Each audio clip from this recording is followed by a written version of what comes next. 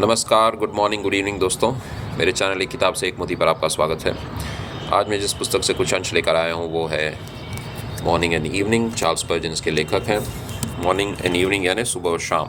तो ऐसी किताबों को अंग्रेज़ी में डिवोशनल कहा जाता है। इस पुस्तक को कुछ इस तरह से व्यवस्थित किया जाता है कि प्रतिदिन के लिए आपके लिए कुछ न कुछ विचार रहे। तो जैसे मान लीजिए, अगर आज तारीख है आज मार्च 4 मार्च है, तो मैं मार्च 4 में जाऊंगा तो देखूंगा कि जैसे देखिए 4 मार्च है तो उसके लिए एक पन्ना दिया गया है और सवेरे के लिए एक पन्ना शाम के लिए। तो इसमें क्या करना होता है कि जैसे कुछ अंश दिए रहते हैं धर्मशास्त्रों से, तो उसको आपको कंठ करना होता है। कंठ करें तो बढ़िया है। और फिर आपको उसका जो एक टीका दी गई है या उस पर कुछ विचार रखे गए हैं, उन विचारों को आपको पढ़ना होता है और फिर उन पर अपना स्वयं का विचार करना पड़ता है या उस पर थोड़ा ध्यान करना होता है। तो इससे क्या है, मस्तिष्क सही दिशा ले लेता है। एक तरह से प्रशिक्षण है अपने दिमाग को एक प्रशिक्षित करने की प्रक्रिया है कि हम अपने मन को सही दिशा की ओर आगे बढ़ा रहे हैं या सही दिशा की ओर मोड़ रहे हैं। और सवेरे और शाम को पढ़ने से, सवेरे पढ़ने से दिन आपका अच्छा रहेगा, शाम को पढ़ेंगे तो जो बाकी जो रात बची है उसमें भी आपके विचार अच्छे रहेंगे। तो कहने का मतलब है कि एक तरह से मानसिक प्रशिक्षण है इंसान के लिए। तो ऐसी किताबें रहनी चाहिए, आप जिस भी धर्म के मानने वाले हैं। जैसे अगर रामचरितमानस की बात करें तो रामचरितमानस से आप कुछ पंक्तियाँ ले लीजिए और प्रतिदिन उस पर कुछ विचार करने के लिए आप स्वयं भी एक डिवोशनल बना सकते हैं। यानी उसमें से एक पंक्ति ले लीजिए, उसको कहीं नोटबुक में लिख लीजिए, फिर उसके नीचे कुछ विचार लिख लीजिए और उसे प्रतिदिन पढ़ा कीजिए। मतलब जिस दिन के लिए जो आप जिस चौपाई को आपने ली है, ऐसे भी आप कर सकते हैं। तो हम अपनी एक डिवोशनल किताब बना सकते हैं, इसमें कोई ऐसी कठिन बात नहीं है।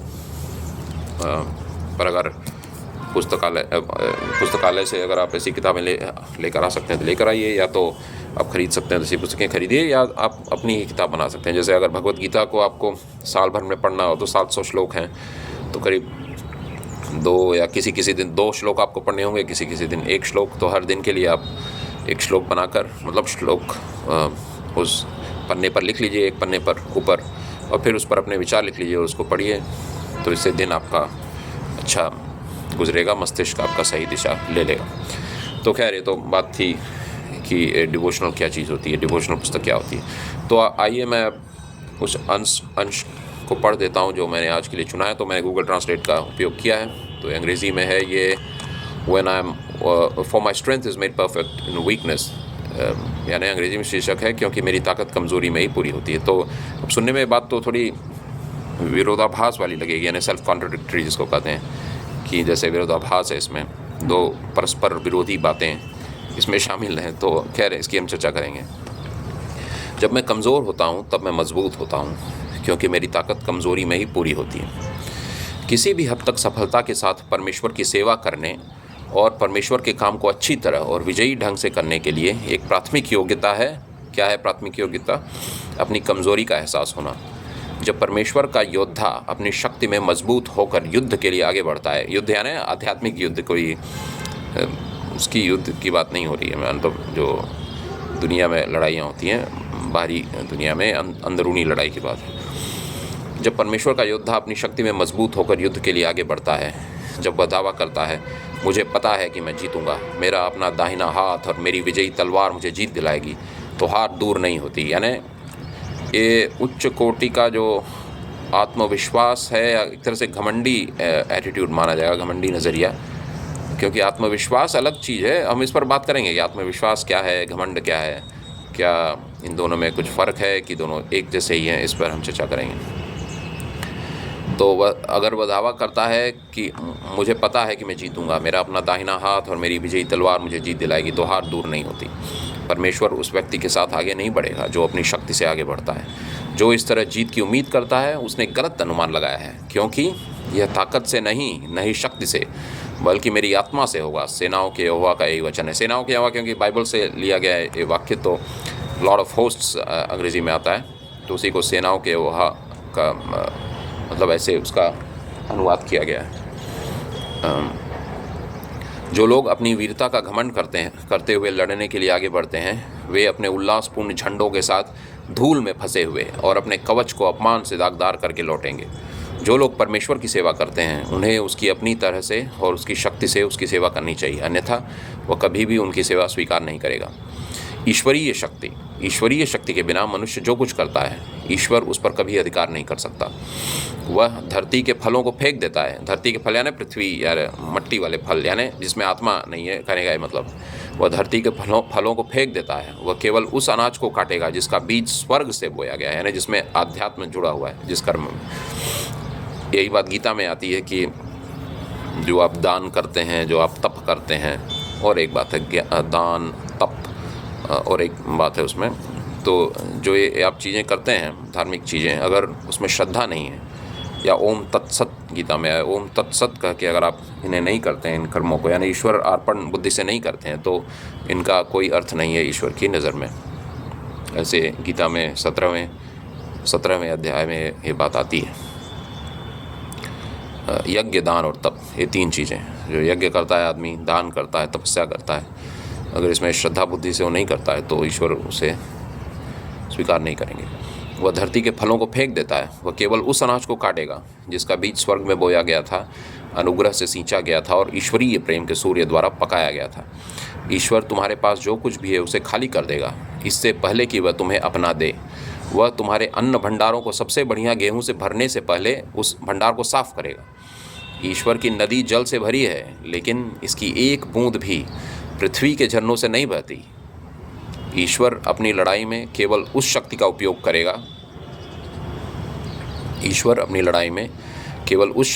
करेगा जो वह स्वयं देता है। क्या तुम अपनी कमज़ोरी पर विलाप कर रहे हो? हिम्मत रखो, क्योंकि प्रभु द्वारा तुम्हें विजय दिलाने से पहले कमज़ोरी का एहसास होना चाहिए। तुम्हारा खालीपन तुम्हारे भरे जाने की तैयारी मात्र है, और तुम्हारा गिरना तुम्हारे ऊपर उठने की तैयारी मात्र है। जब मैं कमज़ोर होता हूँ तो मैं मजबूत होता हूँ। यही बात निर्बल के बल राम, जो सूरदास जी का मेरे ख्याल से भजन है, निर्बल के बल राम। क्योंकि जब तक आदमी अपने बल में विश्वास रखता है, तब तक ईश्वर उसकी पूर्ण रूप से मदद नहीं करते हैं। जब आदमी मान लेता है कि मैं अपनी शक्ति से, मानसिक शक्ति, शारीरिक शक्ति, बुद्धि की शक्ति जो है, इन शक्तियों से जब मैं अपने आप को किसी परेशानी या मुश्किल से नहीं बचा पाऊँगा, तब ईश्वर उसकी मदद के लिए दौड़े चले आते हैं। जैसे कि द्रौपदी की कथा में है, सूरदास जी इन कथाओं के बारे में कहते हैं। द्रौपदी की कहानी में है, गज और ग्राह की कहानी में, जो श्रीमद् भागवतम में है, तो यही बातें उसमें भी, उस पर हम चर्चा करेंगे भी।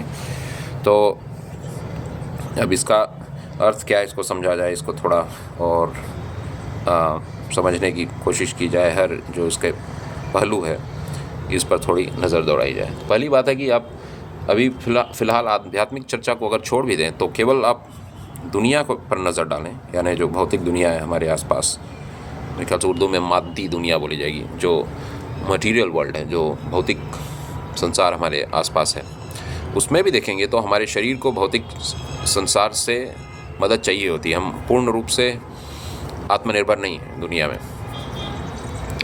आपको संसार से शुद्ध हवा की आवश्यकता है, शुद्ध पानी की आवश्यकता है, सूर्य के प्रकाश की आवश्यकता है, शुद्ध भोजन की आवश्यकता है, शुद्ध हवा, शुद्ध पानी, शुद्ध भोजन, पेड़ पौधों की आवश्यकता है, और मनुष्य के जो सहायता करने वाले जीव जंतु, उनकी आवश्यकता है। हम गौ माता से दूध की अपेक्षा रखते हैं, तो इन सब चीज़ों की तो हमें आवश्यकता है इस बाहरी संसार से।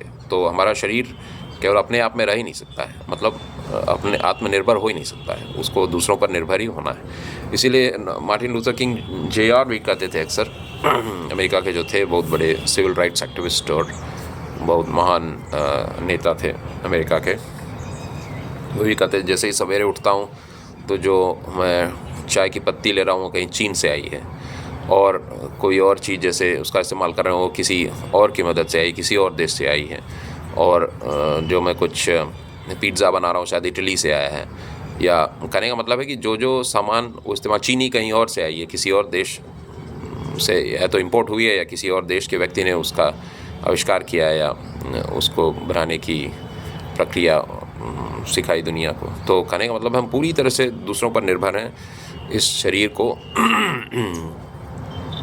कायम रखने के लिए। तो शारीरिक रूप से हम आत्मनिर्भर नहीं हैं। ये केवल मैं दुनिया के नज़रिए से बात कर रहा हूँ कि किस तरह से हम ये माने कि हम केवल अपने भरोसे हैं इस दुनिया में, तो ऐसा नहीं है। तो एक तो शारीरिक रूप से हम बाहरी दुनिया पर निर्भर हैं, दूसरा है बुद्धि जो बल है। तो बुद्धि बल में प्रमुख रूप से तो हम शब्दों का ही इस्तेमाल ज़्यादा करते हैं, यानी बुद्धि का प्रयोग करने के लिए शब्दों की ज़रूरत होती है। चिन्ह भी होते हैं, चिन्ह चित्र होते हैं, डायग्राम्स जो होते हैं, डायग्राम्स का इस्तेमाल होता है, संख्याओं का इस्तेमाल होता है, पर मुख्य रूप से हम भाषा का प्रयोग करते हैं। तो भाषा में देखेंगे तो भाषा तो हमें मिली है। हम जिस देश में पैदा हुए, जिस क्षेत्र में पैदा हुए, वहाँ हमें भाषा मिल गई।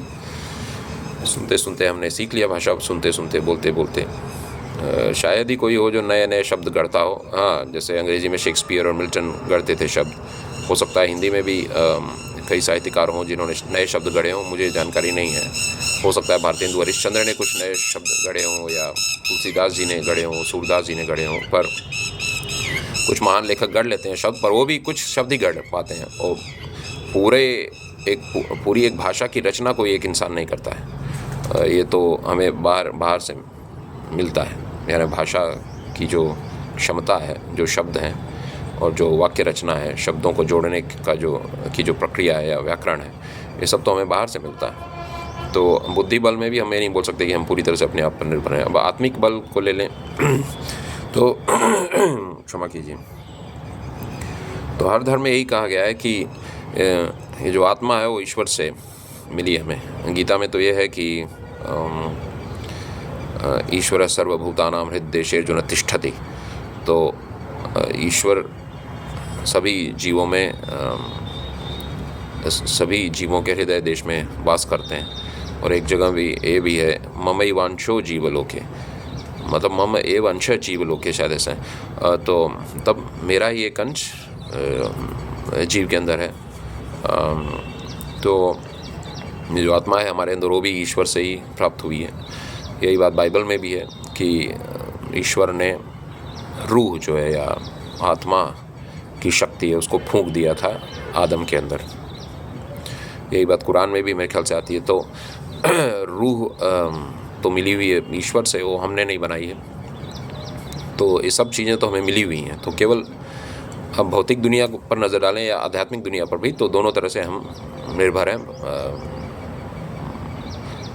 ईश्वर पर या बाहरी दुनिया पर।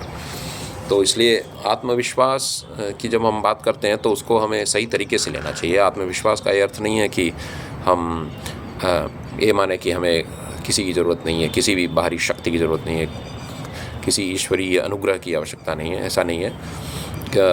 इसी बात को भागवतम में इस तरह समझाया गया, श्रीमद् भागवत महापुराण में, कि जब गज और ग्राह का युद्ध होता है, श्रीमद् भागवतम में कथा आती है गज और ग्राह की, गजेंद्र मोक्ष भी जिसे कहा जाता है। तो गजेंद्र मोक्ष की जो स्तुति है उसका बड़ा महत्व है। यानी गीता प्रेस ने भी छापा है उसको, उस स्तुति को, उस स्तुति छापी है, स्तुति को छापा है। तो उस स्तुति का पाठ करने से मदन मोहन मालवीय मानते थे कि आदमी बड़े बड़े संकटों से उभर सकता है अगर आर्त भाव से, यानी बहुत ही दीनहीन भाव से आप ईश्वर के सम्मुख बैठकर, यानी अपने पूजा के कक्ष में या जहाँ भी, मतलब भक्ति भाव से उसका पाठ करेंगे गजेंद्र मोक्ष का, तो आप अपने जो कर्ज से या ऋण से मुक्त हो जाएंगे। ऐसा मालवीय जी मानते थे। अपने बेटे को भी उन्होंने यही सलाह दी थी। मेरे ख्याल से उनके बेटे कर्ज में बड़े डूब गए थे, तो अपने बेटे को चिट्ठी में उन्होंने लिख के कहा था मेरे ख्याल से कि अगर तुम कर्ज से छुटकारा पाना चाहते हो तो गजेंद्र मोक्ष का नियमित आर्त भाव से पाठ किया करो। तो ये तो थी गजेंद्र मोक्ष के बारे में, गजेंद्र स्तुति के बारे में कि उसके फलश्रुति के बारे में। तो मुख्य बात अभी ये है कि ये जो कथा है गज और ग्राह की, उस पर हम चर्चा करते हैं। तो एक हाथी नहाता रहता है सरोवर में, तो अचानक से एक ग्राह यानी एक मगरमच्छ उसके पैर को जकड़ लेता है। और मगरमच्छ की ग्रिप तो आप जानते ही हैं, मतलब कितना उसका तगड़ा जबड़ा होता है, शक्तिशाली जबड़ा। तो जब उसने दबोच लिया हाथी के पैर को, तो फिर हाथी को खींचने लगा सरोवर के अंदर। तो हाथी ने पहले अपना ज़ोर खूब लगाया, तो ये युद्ध बहुत लंबे समय तक चला। तो कभी कभी हाथी का पल्ला भारी होता था, यानी हाथी खींच ले आता था ग्राह को बाहर, या करीब करीब मतलब बाहर ही लेकर आ जाता था। और कभी कभी ग्राह का पलड़ा भारी होता था मगरमच्छ का, मगरमच्छ उसको खींचने लगता था नदी में। तो ऐसे ही कभी हाथी लगता था कि हाथी की विजय होगी, कभी लगता था मगरमच्छ की विजय होगी। पर फिर युद्ध जब आगे बढ़ता चला गया तो फिर जो हाथी था उसकी शक्ति धीरे धीरे क्षीण होने लगी, शक्ति कम होने लगी। तो फिर मगरमच्छ जो है उसे धीरे धीरे सरोवर के अंदर खींचने लगा। तो फिर हाथी ने पहले तो अपना खूब ज़ोर लगाया, पर अब जब हाथी को पता लग गया कि अब ज़ोर लगाने से कोई फ़ायदा नहीं है, अब तो डूबना है, अंतिम समय आ गया, तो उसने एक पुष्प फूल जो था, कमल का फूल मेरे ख्याल से, उसे अपने सूंड के जो छोर होता है उसमें लेके उसको ईश्वर को अर्पण करने के भाव से, ऐसे जैसे इस मुद्रा में उसने फूल को ऊपर किया, मतलब जैसे डूब रहा था तो अब समझ गया अब तो नदी के अंदर हम जा रहे हैं, तो अपने सूंड को ऊपर करके ईश्वर को अर्पण करने की बुद्धि से फिर वो स्तोत्र पढ़ाया, उस स्तुति का पाठ किया, या स्तोत्र को गाया उसने, हाथी ने। तो जब स्तोत्र पूरा हुआ तो विष्णु भगवान उसकी रक्षा के लिए, उसको बचाने के लिए आए अपने वाहन पर, और चक्र से उस मगरमच्छ के गले को उसके धड़ से अलग कर दिया, यानी उसके शिरच्छेदन बोलते हैं मेरे ख्याल से, मैं कोशिश कर रहा हूँ उस शब्द को, उस शब्द का इस्तेमाल करूँ, ठीक से स्मरण में नहीं है, मतलब मुझे याद नहीं आ रहा है वो शब्द, शिरच्छेदन बोलते हैं शायद, या तो उसके सिर को धड़ से अलग कर दिया विष्णु भगवान ने, और इस तरह हाथी बच गया। तो इस कथा से सीख ये मिलती है कि कई बार हमें लगता है कि हम अपने बाहुबल से, अपने बुद्धि बल से, अपने आत्मिक बल से किसी स्थिति पर विजय पा लेंगे, पर होता ऐसा नहीं है। तो जब हमें लग जाता है कि हम अपनी शक्ति से किसी समस्या को सुलझा नहीं सकते और किसी कार्य को पूरा नहीं कर सकते, और तब हम ईश्वर से मदद मांगें तो ईश्वर हमारी सहायता के लिए ज़रूर आते हैं। यही उस कहानी से हमें पता चलता है। तो जैसे इस वीडियो का शीर्षक भी है कि जब मैं कमज़ोर होता हूँ तब मैं मजबूत होता हूँ, यानी कहने का मतलब है जब हम मानते हैं कि हमारे अंदर आध्यात्मिक शक्ति, बुद्धि की शक्ति और शरीर शक्ति हमारे अंदर नहीं है, कि हम अपने ही इन शक्तियों से अपनी समस्याओं को सुलझा लेंगे, तब हम ईश्वर की ओर बढ़ते हैं और हम ईश्वर से प्रार्थना करते हैं कि अब मेरे पास न साहस है, न बुद्धि है, न ताकत है, अब आप मेरी मदद कीजिए। पर इसका ये अर्थ नहीं है कि आदमी आलसी हो जाए। आलसी आदमी मतलब शरीर की शक्ति रहते हुए, जैसे जिस काम को शरीर की शक्ति से किया जा सके, जैसे मैं बोलूँ